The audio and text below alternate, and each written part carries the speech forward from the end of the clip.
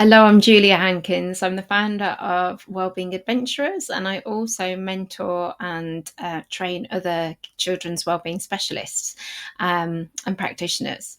And so today I wanted to talk to you about collaboration and how to promote successful collaboration within your classes with children, within your wellbeing classes with children. And so this is something that I regularly get complimented on when people observe me. If people are just walking through the hall while I'm teaching, then quite often other teachers will ask afterwards, "Oh, how did you do that?" or that kind of thing. It's something that I know that I do really quite well. And I wanted to share with you some ways that collaboration is a really successful element of the classes that I teach in schools. And actually, not just in schools, in all of my wellbeing classes, whether they're in schools or whether they're community workshops, collaboration is a key feature. And so I've been thinking about it, and I think there's like 5 key elements that I would say I use to support collaboration within the classes that I teach. And so those are safety, choice, boundaries, structure, and freedom. And then there's like an umbrella idea of it all, which is autonomy. And so you'll see me looking down and like, oh, that's because I've written my really scratchy notes in my little notebook, as I do. And I'll be referring to those as I talk to you today about collaboration in wellbeing classes.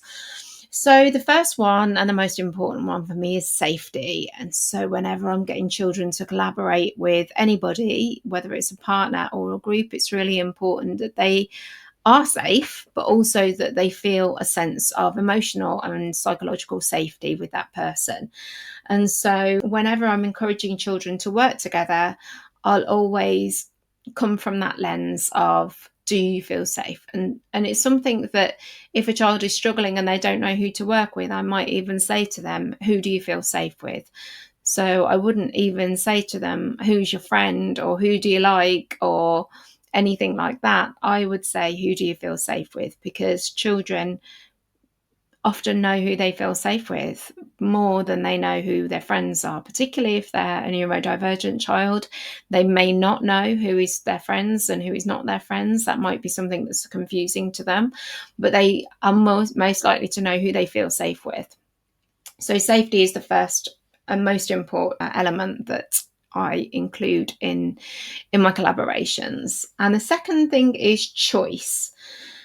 So for me, it's really important that children do get choice in who they work with. And I think this is quite a controversial thing, because many people who work with children seem to believe that children should just work with whoever they're put with. And it's this idea of, well, if you always let them work with their friends, then they'll mess around. Or in life, we don't always get to work with who we would prefer to work with, and it's a life skill.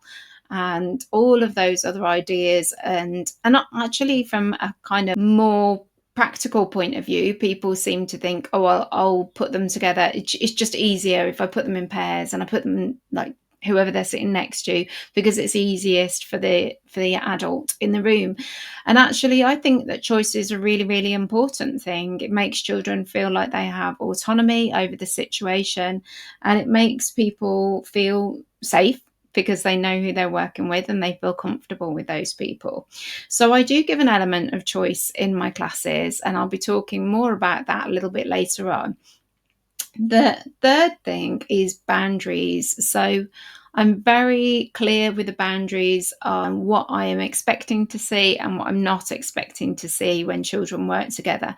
So if they've chosen to work with a friend, and that's okay, it's fine for them to work with a friend, but they need to be within the boundaries of what's acceptable in my lessons, and they need to be fitting within the rules of my lesson and the structure of the lesson.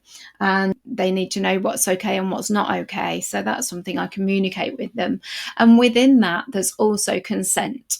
So if the children are working together, they need to give consent, whether they're allowed to, if they're, for example, one child wants to touch hands with another child, or wants to touch feet with another child, or something like that, if they're doing a pose together, for example, both of the children need to be okay with that and comfortable with that. And we talk about the idea of consent.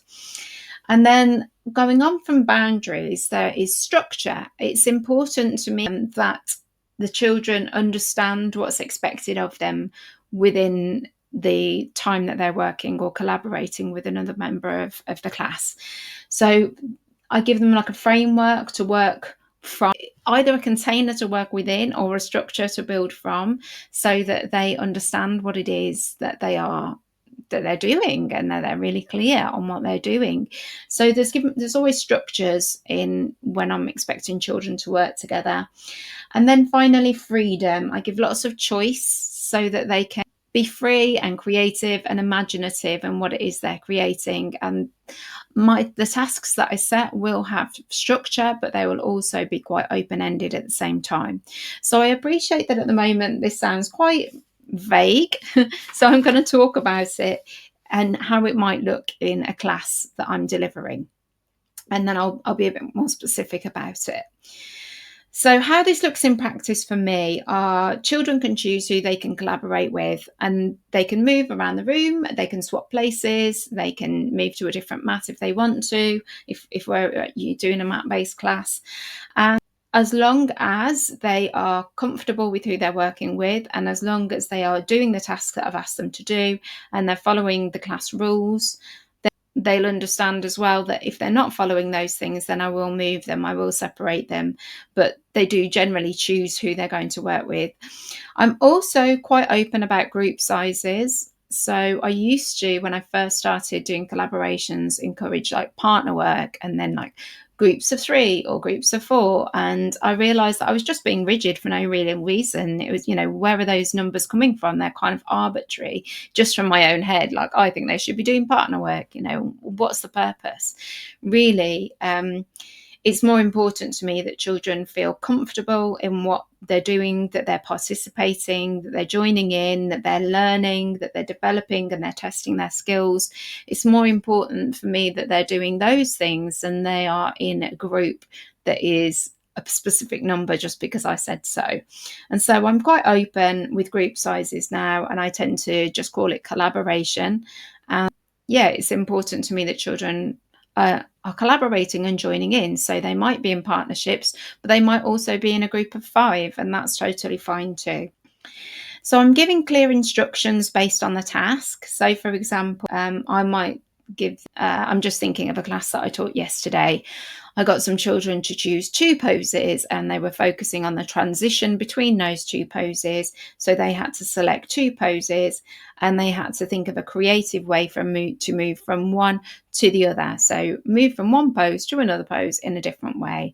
And to support them with that, I would demonstrate what I meant. I would get them to practice what I meant. So, for example, I demonstrated from 2 poses. Then I talked them through and said, okay, standing starfish. Okay, standing mountain peak. Okay, now do a starfish to mountain peak using a different way of moving. And now do a different one, and now do a different one. So lots and lots of very clear examples of what I mean through demonstration and through the children trying it out for themselves. And then I give a bit of creative time, and I also give support to them so that they can do this. So what does that support look like? Usually in my classes, the children are supported with pose banks that look like this. So they have a selection and they match the development of the children that I'm working with. They will have these pose banks that they can choose from. And so there's either 12 or there's 16 poses on each bank, depending on which set they are and depending on which stage the children are at. They'll have this to support them, and they can choose any 2, and then they're working on the transition between. That's just an example of a way that I did that yesterday. And so there's lots of freedom. They get to choose which poses they're going to use, and they get to choose how they're going to transition, and they get to choose how they're going to work together and how they might collaborate in that way. But there's also really clear boundaries. So I might set boundaries like you can't climb on each other, or can't do any handstands. I've got a few children in my classes that really are very gymnastic orientated, so we always have to have those talks about which positions are safe setting that we're in. And then I'll also give them the boundaries, but I'll also give them structure. And the structure is you will have this many minutes and choose this many poses, for example. So I might say you're choosing 2 poses or you're choosing 3 poses. So they have that structure. They've got the very, very clear bare bones of what it is that they're expected to do, but they also have a lot of freedom within it. And I find brings out the best in children because they know what's expected of them. They've got the supportive things in place to help them do it, but then they've also got a lot of freedom around that. And so each time I do collaboration work, there's always like an element of novelty in some way. So it's important to repeat practices or certain activities because children will learn through repetition. Obviously, if I'm working with a group, then we're focusing on a particular strategy or technique each time. But there also needs to be novelty because our brains are wired for novelty. And so that might be using different poses, or it might be having a different challenge, or it might be using a prop during it or a different prop.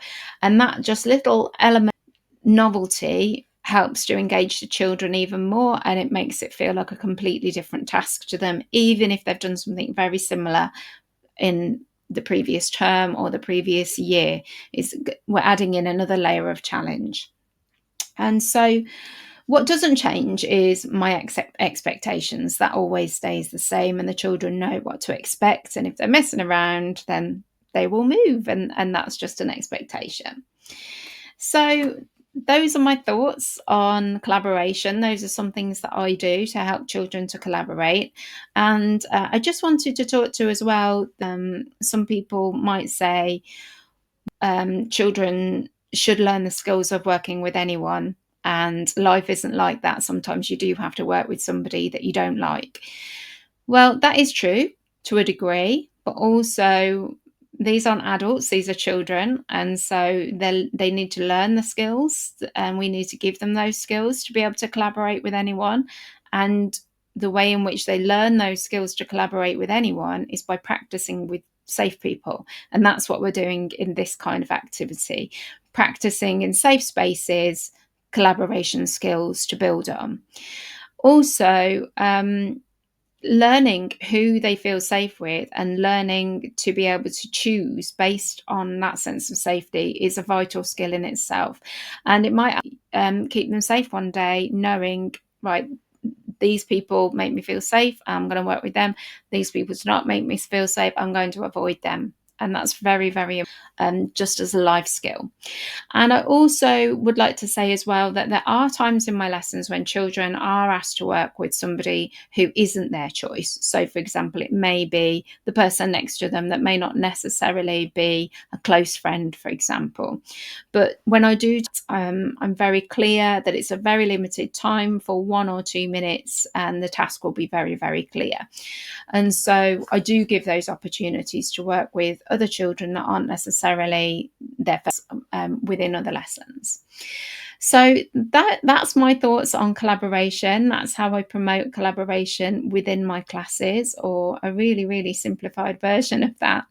If you struggle generally with managing children in groups, then you may find my training, Tame the Crowd Without Being Loud, useful. That's a self-paced e-course, and you can access that immediately. You just click on the link and then you buy it, and then it gets sent, a link gets sent to you, and you've got your own dashboard that you can return to again and again.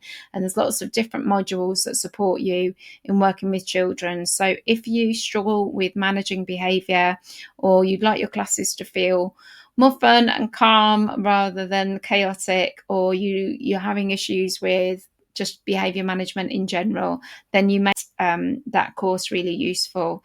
Perhaps you would like to book in a mentor meeting with me if this is something that you're struggling with or you'd like more on. I'm going to include a link to that. So yeah, Let me know if you found this useful or helpful. Let me know if there's anything I said that you disagree with, because I'm really open to that kind of discussion. And I'd really love to know your thoughts on what I've discussed today, and whether you agree and whether you disagree, and what you do to help children collaborate in your classes. If you are a school and you're interested in getting somebody to come in and deliver wellbeing lessons for you, then reach out to me at Wellbeing Adventurers, hello@wellbeingadventurers.com, and we'll get you booked in.